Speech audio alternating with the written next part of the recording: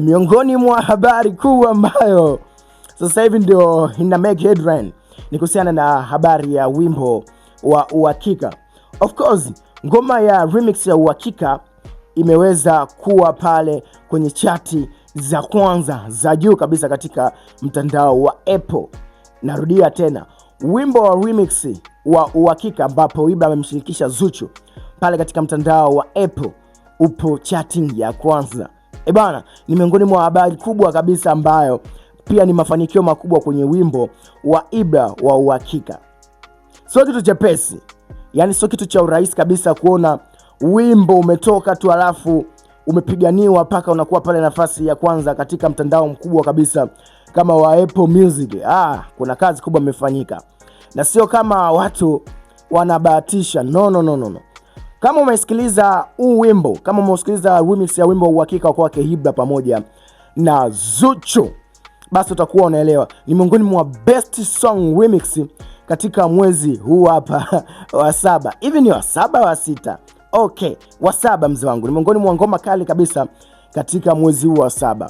Manyelewa, wamefanya nyingi sana huko katika mwezi wa 6 uliopita. Kifo system around tunaongea kwamba ngoma kali kabisa basi ni remix ya Uhakika.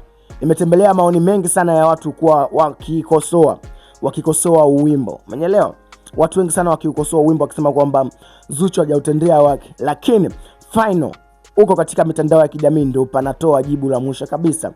So, Uhakika remix ya Ibra pamoja na Zuchu katika mtandao kabisa wa Apple, umeona bwana, umeweza kuwa chatting namba 1 kabisa kama unavyoona hapo. Just make some noise kwa Ibra pamoja na Zuchu, kwa sababu Zuchu umundani amefanya maangamizi makubwa, kwa sababu mundani Ibra alishafanya maangamizi makubwa, na kwa sababu yote wawili wote waliendeleza kufanya maangamizi makubwa katika wimbo wa Uhakika remix. Make some noise for Ibra, kwa sababu Ibra bwana ni miongoni mwa washikaji ambao so talented ambao tumebarikiwa.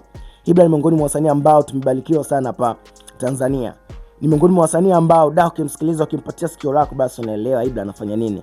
Pia kwa Zuchu ni miongoni mwa wasanii wa kike ambao pia tumebarikiwa. Yaani ni miongoni mwa malikia wa muziki Bongo Flava ambao tumebarikiwa hapa Tanzania. Basi Zuchu uweze acha taja jina lake. Just imagine ngoma yao ya Uhakika pale katika mtandao wa Apple upo chat namba 1. Of course, subscribe katika YouTube channel yetu kama Kingzone TV. Mimi naitwa Dimswati Msafi. Until next time, Uhakika.